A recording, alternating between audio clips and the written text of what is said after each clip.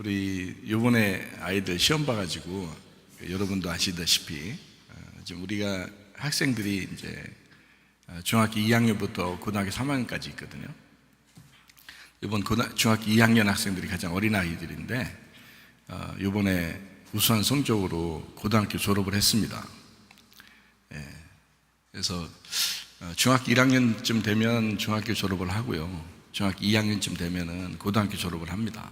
그리고 이제 나머지는 저희들이 이제 보호하는 거죠. 이 아이들을 좀 성숙하도록 앞으로 이제 인격적으로도 성숙해야 되고 영적으로도 성숙해야 되고 이제 서로 이제 서로의 관계 이런 것들도 이제 키워 나가고 하기 위해서 이렇게 성숙하게 하는 거죠. 저희들이 할 수 있는 건 이제 뭐 운동도 자주 해야 되고 밥도 제대로 잘 먹여야 되고 그리고 편안하게 잠자게 해야 되고요.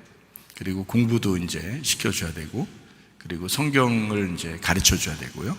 그리고 기도하는 시간을 같이 이제 그 루틴을 만들어서 시간 해주고 그리고 이제 학교 공부를 이제 졸업을 일찍 하고 난 다음에는 뭐 하냐면 이제 뭐 자기들 좀 자유롭게 마음이 편안해야 되잖아요. 그 공부하는 게 너무 불편하지 않게.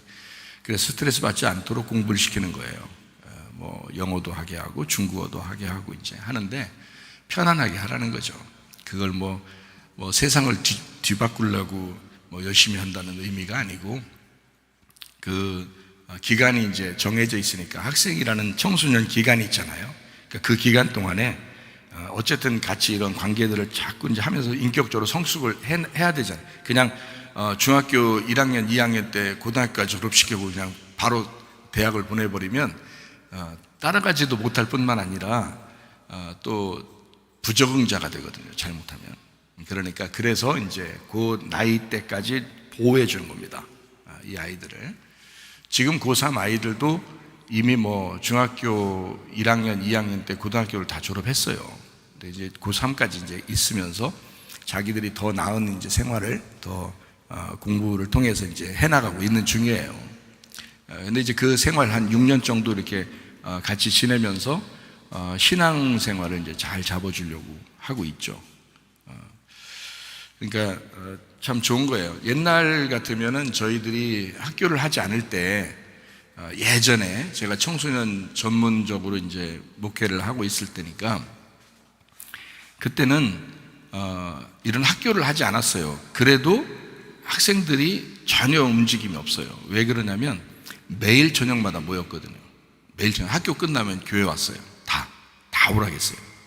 그래서 교회 와서 한 두세 시간씩 기도하고 가고 그러니까 매일 오니까 뭐 문제가 없어요. 예, 한 명도 뭐 문제가 없이 그렇게 했거든요.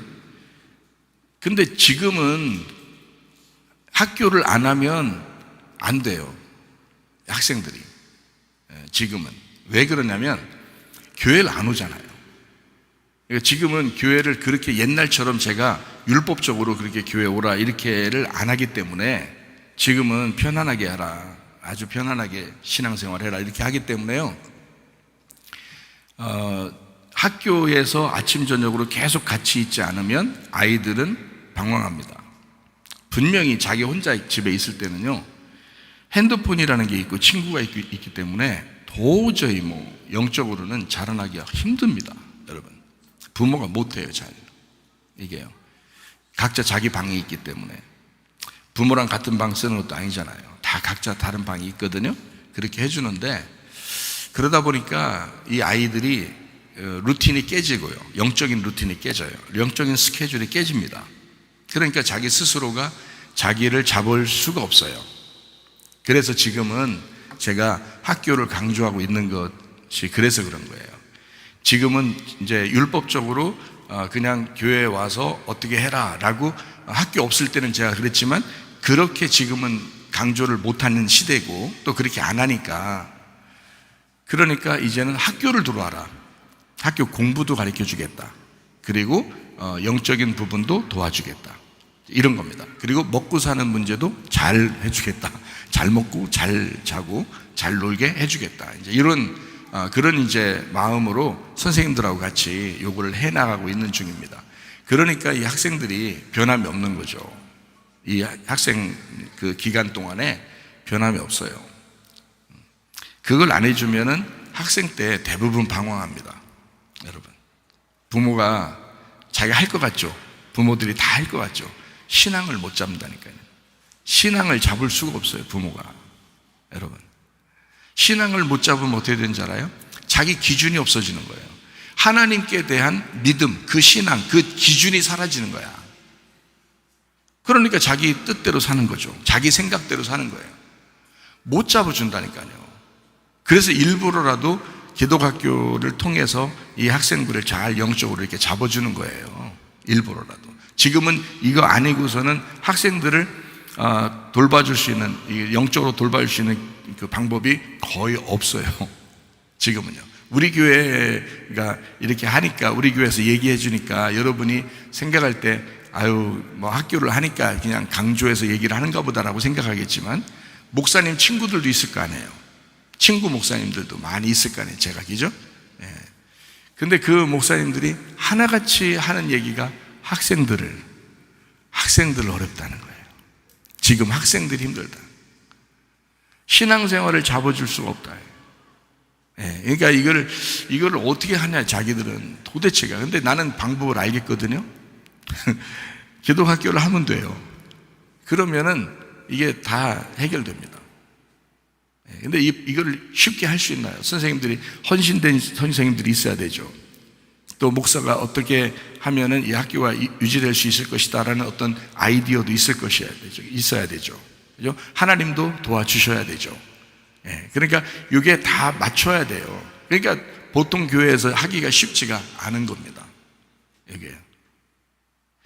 근데 우리 교회가 이거를 하고 있으니까 진짜 여러분 자녀들, 여기에 보내지 못하는 자녀들이 있는 부모들은 조금 이게 거슬리는 말이 되겠지만, 사실은 이게 사도행전 2장에 말하는 그 교회의 모습이에요. 성경에 말하는 교회의 모습. 왜냐하면 그들이 함께 먹었죠. 함께 지냈습니다. 날마다 말씀을 연구하고 기도했습니다.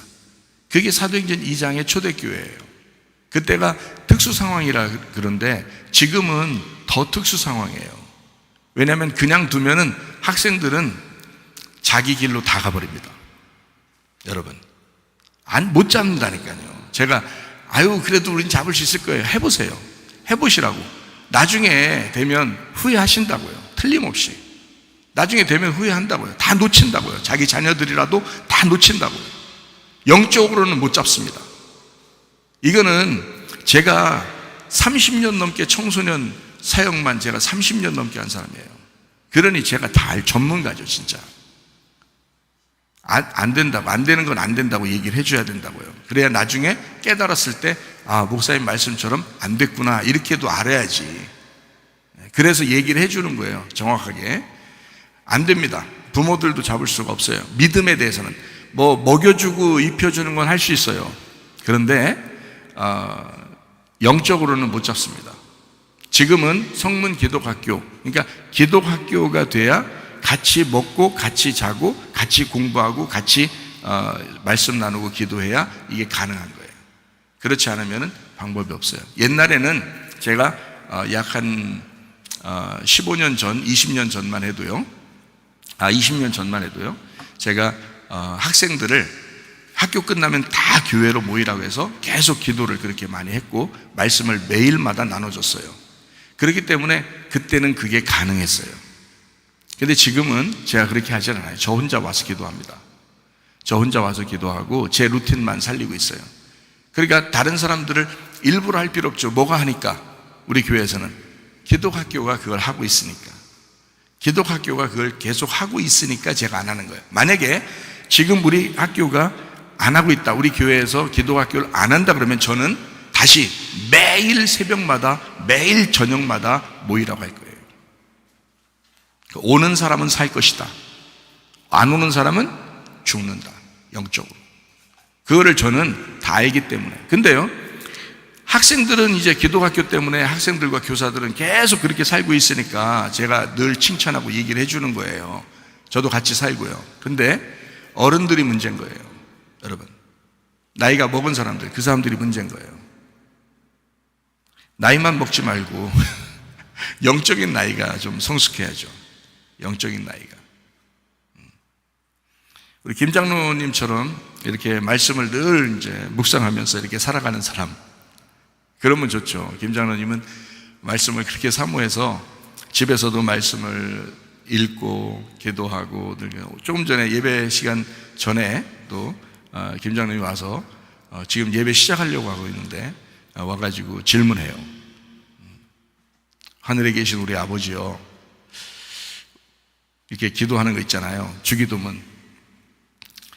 우리가 남을 용서해 준 것처럼 우리의 죄도 용서해 주십시오 라고 하는데, 우리가 언제 용서한 게 있는가, 이제 이런 얘기를 물어보죠. 우리가 용서하면 용서해 주고, 용서 안 하면 그럼 용서 안 해준다는 얘기인가? 뭐 이렇게 물어보더라고요.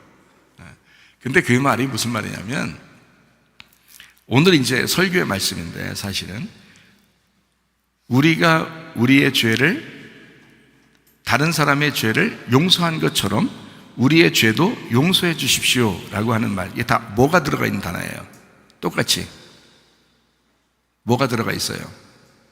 우리가 들어있잖아요. 우리가.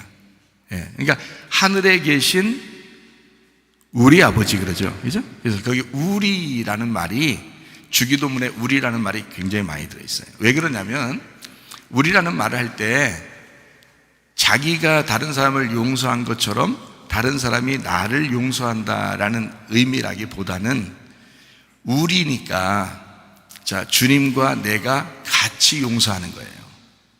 그러니까 주님의 용서를 네가 진짜 믿었다면 하나가 되겠지. 그러면 너도 용서받는 거야. 이런 얘기예요. 그러니까 여러분이 꼭 용서해서 용서받는다는 게 아니고, 주님이 용서하신 그 용서를 네가 정말 받아들이고 믿었다면, 그러면 너도 용서가 있을 거야. 그런 얘기예요. 이제 아셨죠, 김 장로님? 네? 개인 얘기가 아니고 주님과 나를 같이 우리라고 그러는 거예요. 우리라고. 그래서 예수님이 우리한테 기도를 가르쳐 줄 때 자기 기도한 게 아니고 우리의 기도인 거예요. 그러니까 너 이렇게 기도해 라고 그렇게 명령하는 게 아니라, 내가 같이 기도할게, 그 말이에요. 내가 너하고 같이 기도해 줄 테니까 우리 같이 기도해라. 우리 같이 기도하자. 그렇게 기도하려면 이렇게 기도해야 돼 라고 가르쳐 준 거예요. 그게 주기도문입니다. 아시겠죠? 여러분, 교회 서로 협력하고 하나가 되시기를 바랍니다. 교회는 매일마다 모여야 됩니다. 날마다 모이는 것이 그게 교회고요. 그게 새 예루살렘이고 그게 천국입니다. 모이는 것이 아주 중요해요. 그러면 여러분의 영적인 삶도 자꾸 성장하게 되어 있습니다.